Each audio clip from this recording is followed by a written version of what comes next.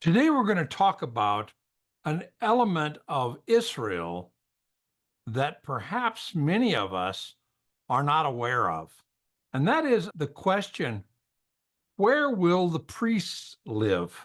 We saw that the nation is divided into 11 tribes, but the priests, the Levites, are not given a territory that is their own. So, where do the priests live? And we'll talk about that today and learn perhaps some new things about Israel when we come right back.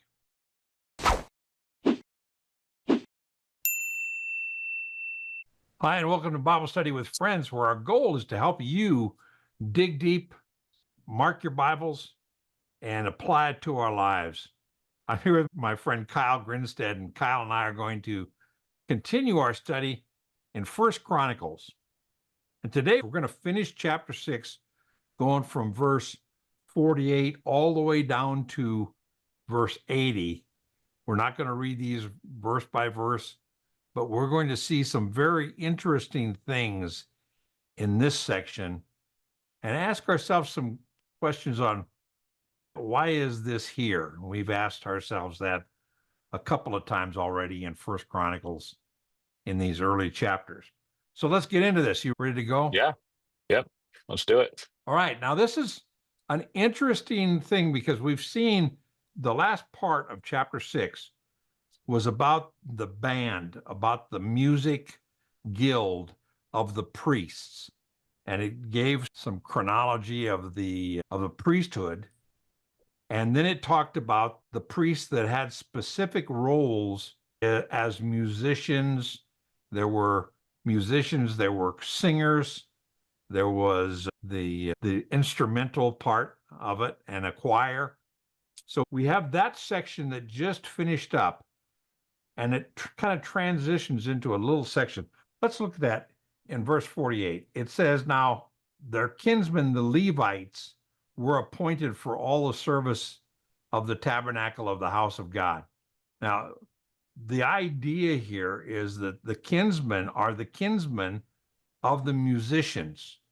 So we have, I had it in my notes here.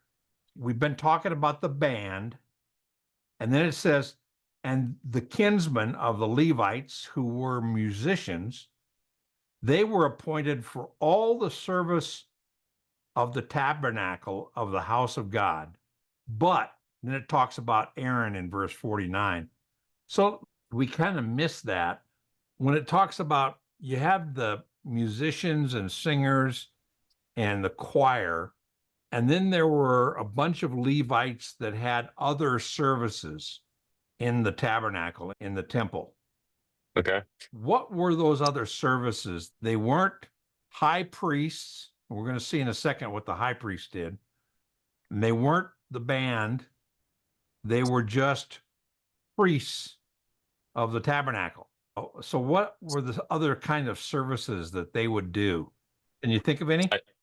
I know when they had the tabernacle that was moving, they had a priest that were responsible for helping move items and keeping track of things. Yeah, if you've ever done a church plant where you end up with a truck and you unload it every Sunday and you load it, that's what that was like. So there were guys that did that, but even after the temple was established, and now the chronicler is talking about going back to Jerusalem to reestablish the temple. What were the other things that some of the priests would do that weren't the functions at the altar? Okay. I think some were had guard duty. Okay. Guard duty outside of the temple. There were gatekeepers. Yeah. There was the court of the Gentiles, and then there was the court of the women, and there was the court of the Jews, and then there was the Holy of Holies. And there were gatekeepers at each one of those that made sure that Gentiles didn't come into the wrong section. So there were gatekeepers. All right. What else? Do you think of what was in the temple other than the altar? Yeah. There was a spot where they had water, right? There were guys that maintained the wash bowls. Wash bowls. There were guys that maintained the candelabras that were burning. There was a light burning in front of the Holy of Holies. There was the showbread. Remember that term, the showbread, that they had to bake bread and have the bread there as part of the sacrifice. So there Okay. was the altar where a lot of action happened. We're going to talk about that in a second. But then there were a lot of other duties. There was keeping the place clean. There was the showbread. There was the water. There was the candles and gatekeepers. So there was a lot of responsibilities to do in the temple or the tabernacle. But the chronicler is talking about going back to Jerusalem and going back to the temple. So we can talk about that.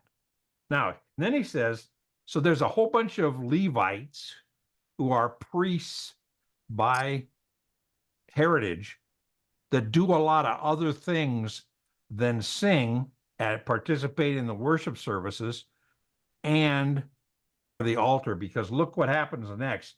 Now we're going to talk about a but. Read verse 49. But Aaron and his sons offered on the altar of burnt offering and on the altar of incense for all the work of the most holy place, and to make atonement for Israel according to all that Moses, the servant of God, had commanded. Besides the choir and the musicians, and there were the other servants in the temple. Then there was Aaron and his descendants who were the high priests. And only the high priests offered on the altar. And they offered on the altar a number of things: burnt offerings, incense, and atonement. You see those three mentioned there? Yeah. Now, I want you to do some cross references real quick, because a lot of us Gentiles are not really familiar with what's going on and who's doing what and what that look. When they say we're at the altar, we don't picture that. So I want to just look at a few verses in Leviticus. I've given those verses for you here, so you can read them off here. When it talks about they offered on the altar of burnt offering. Now, I want you to turn to Leviticus chapter 6, read from verse 8 to verse 13.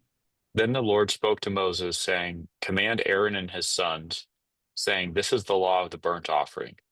The burnt offering itself shall remain on the hearth of the altar all night until the morning, and the fire on the altar is to be kept burning on it.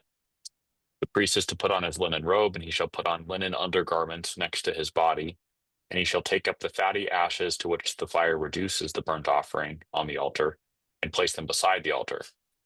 Then he shall take off his garments and put on other garments, and carry the fatty ashes outside the camp to a clean place. The fire on the altar shall be kept burning on it.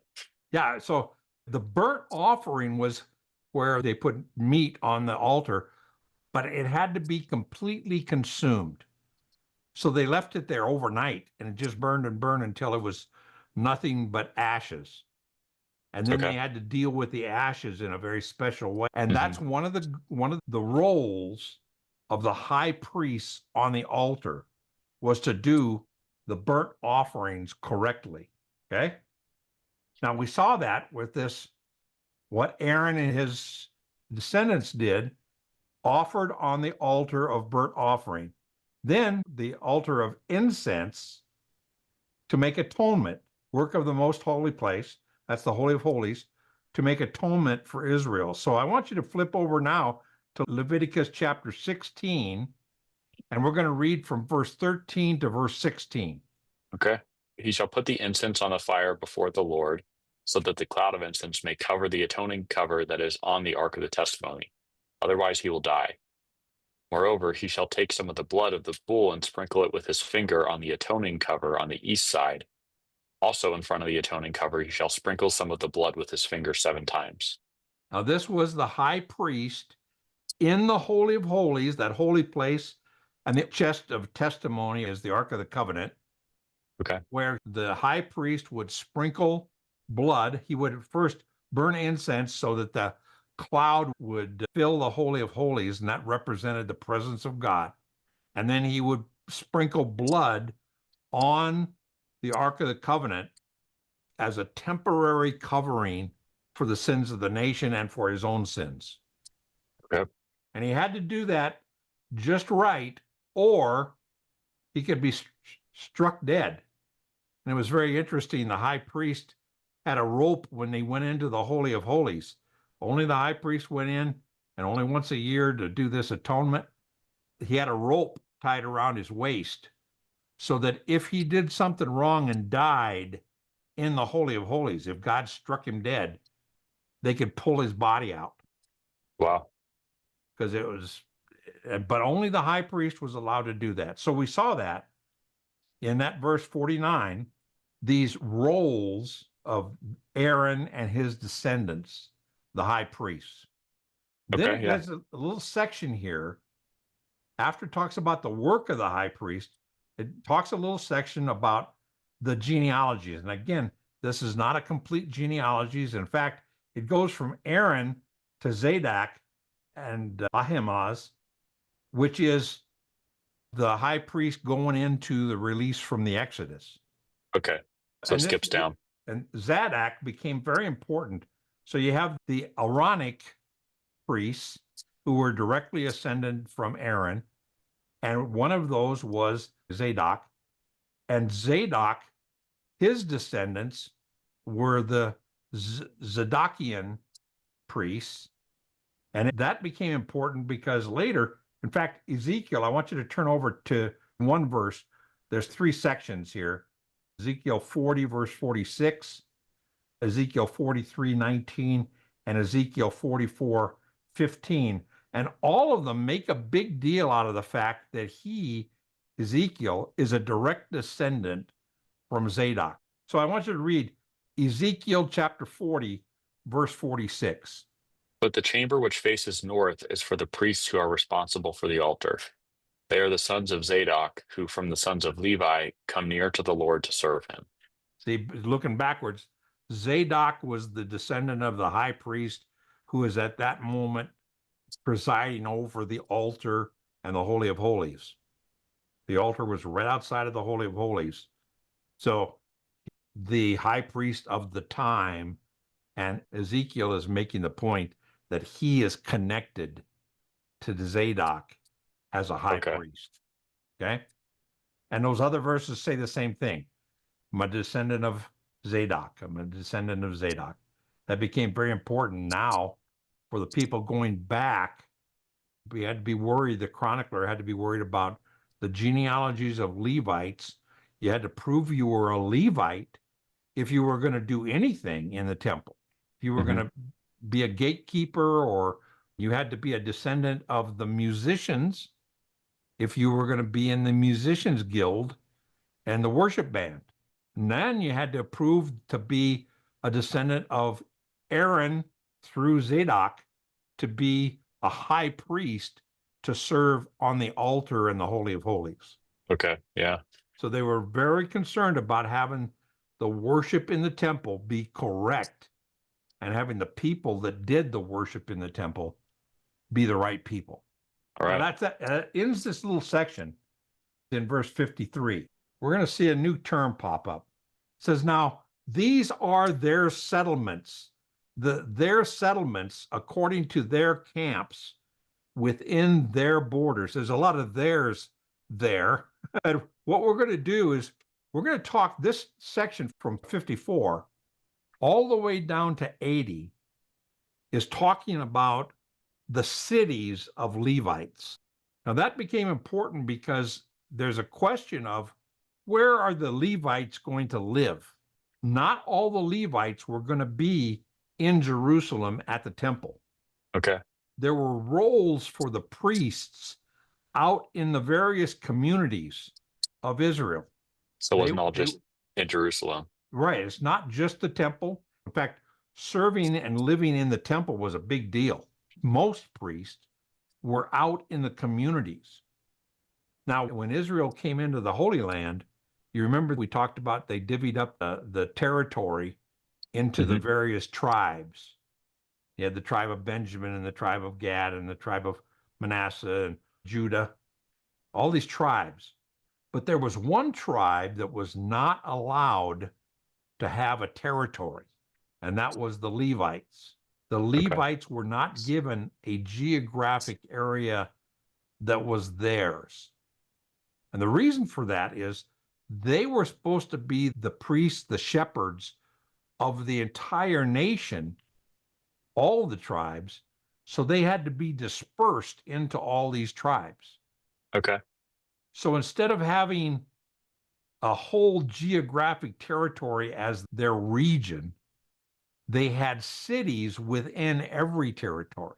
So when it's talking about the cities of Levites, that's what it's talking about, where the priests lived. Now, this is a very interesting thing. And a lot of New Testament believers just don't really get this part of Israel's history. And when we think priests, we always think the temple, right? But when you think of this, there's the cities that they gave their families. And the first one is Aaron of the families of Kohathites. Remember, Kohatha was one of the sons of Aaron. And it says they had the first lot. So they drew lots on where they were going to get a city in what area. It wasn't predetermined. Because again, these priests are going to be in areas of other tribes. And so they said they're going to be these cities that are distributed. Now, I want you to read 8 verses in Numbers, chapter 35, verse 1 to 8. Okay. Now the Lord spoke to Moses in the plains of Moab by the Jordan opposite Jericho, saying, Command the sons of Israel that they give to the Levites from the inheritance of their possession cities to live in. Okay, you see right there where he says, every nation, every tribe was supposed to give cities as an inheritance to the Levites because the Levites didn't have a territory. Okay. All right, so keep reading. You shall give to the Levites pasture lands around the cities. The cities shall be theirs to live in, and the pasture land shall be for their cattle and for their equipment and for all their other animals. Okay, now I want to explain this for a second because we're going to get into some numbers here, and I don't want us to doze off. They're being very specific on the Levites are going to be given cities, but they have to be self-supporting cities. So it's not just the city limits, it's also land around the city that will enable the Levites to support themselves. Okay? To have pasture lands and fields and to be able to produce their own food so that the Levites can be self-sufficient. Now, this would be an equivalent of today, us having pastors and saying, we're going to provide for our pastor so that he has a place to live, so that he can support himself, because his gig is going to be to minister to us. And that was what they were doing with the priests. The priests were going to minister to the people, all the tribes. And so each tribe was going to give them the ability to live and to support themselves. Okay? Okay. Now, we're not going to get too bogged down here, but continue to read that up to verse 8. The pasture lands of the cities which you are to give the Levites shall extend from the wall of the city outward 1,000 cubits around. You shall also measure outside the city on the east side 2,000 cubits, and on the south side 2,000, in the west and the north side 2,000, with the city in the center. No, It shall become their. Very interesting. What's a cubit? How big is a As cubit? one arm length. Yeah, it's about 18 inches. It's from the fingertips to the elbows is a typical Old Testament cubit. So if you take 1,000 cubits of 18 inches, it ends up being about 1,500 feet. Okay. And that's approximately a quarter of a mile. So 1,000 cubits on one side is about a quarter mile out from the city. But in the other places, it's 2,000 cubits. So it was half a mile. So on 3 sides, they had a half a mile, 2,000 cubits. 3,000 feet approximately. And then on one side, it had 1,000 cubits. So they were given enough land to support their city. Now, as time went along, these cities the Levites would be crowded to the point where they couldn't support themselves anymore. So they'd give the Levites another city somewhere. But the initial cities are set up here. And he's going to talk about that. Let's go back to First Chronicles. We're not going to read all the cities. We're going to come back to this in a second. But I want to go over to this page and just show you some notes. Go ahead and read verse 60. And from the tribe of Benjamin, Geba with its pasture lands, Alamoth with its pasture lands, and Ananoth with its pasture lands. All their cities throughout their families were 13 cities. Okay, so we got 13 cities. We're given to one group, a geographic area. Now, these are the cities of the Levites. This isn't all the cities in that area. This is the cities that were going to be given to the priests. So in this one area, they had 13 cities. Then read verse 61.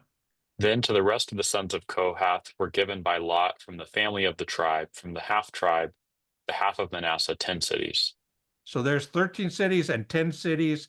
And if you look down at verse 62, it says 13 cities from the rest of Manasseh. Then you go down to verse 63, and it says Merari gave 12 cities. And then verse 64 sums that up by saying, so the sons of Israel gave to the Levites the cities with their pasture lands, and that amounts to 48 cities. Now, if you go back to Numbers, it specifically mentions that you should give the Levites 48 cities. Okay. So this is just a record of that. Now, think about this for a second. Why was it important for the chronicler to mention the cities for the priests and all these cities out in the geographic area of Israel? Was it just to make sure that the Levites got their cities back and the different tribes didn't take the cities from them? Okay. Now, from the time Numbers is written in about 1390 BC, and then Chronicles is written about 400 BC. So there's been 1,000 years between. And over 1,000 years, if you think about Europe, there are some cities in Europe that are over 1,000 years old, but their names have changed. They're not called what they were called 1,000 years ago. So the idea was he wanted to make sure that when you returned out of the exile, two things would happen. Number one, the priests would be supported, and they would be supported out in the area, not all congregated in Jerusalem. Okay. Yeah, the temple was going to have its worship, and you're going to have the worship band and the gatekeepers and those guys at the temple, and you're going to have the high priest at the temple. But he also wanted to make sure that when people came back, we talked about this before, when they come back from the captivity, he doesn't want them all to go to Jerusalem. He wants them to go out to their hereditary lands and live out there and start to do what they used to do 70 years ago. Okay. And at the same time, he wants to make sure that when you go out to your lands, make sure you have a priesthood present, spiritual shepherds for the nation. Okay. Now, within the context of 48 cities for the priests, we run into another term. We saw this term in verse 57, first time.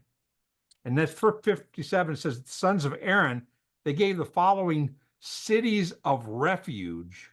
And then there's a bunch of cities. Now, there were two kinds of cities of refuge. One was a city that was a refuge for the Levites, that they could live out in the communities, and it was their refuge, it was their property, they could have it. But there was also 6 cities that were called cities of refuge. Have you done any studies? Do you know anything about the cities of refuge? Yeah, I think it's come up in some of my Old Testament reading before. Is that where if someone is guilty of manslaughter, they can flee there without fear of the family of the person who died? Exactly right. They had certain cities that if somebody, and that could be a Jew or even a Gentile, somebody traveling through the area, if they accidentally killed somebody, they could run to a city of refuge. And if they got to the city of refuge before they were apprehended, and there were vengeance killings in those days, but if they got to a city of refuge, they could live in the city of refuge safely, and they wouldn't be extradited out to be punished out in the nation.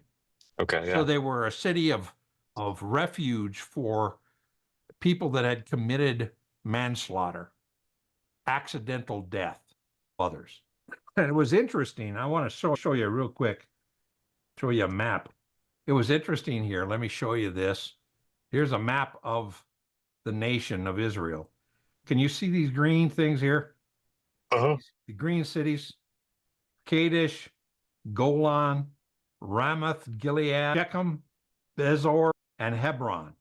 There were 6 cities of refuge, and there were 3 on the west side of the Jordan, and there were 3 on the east side of the Jordan.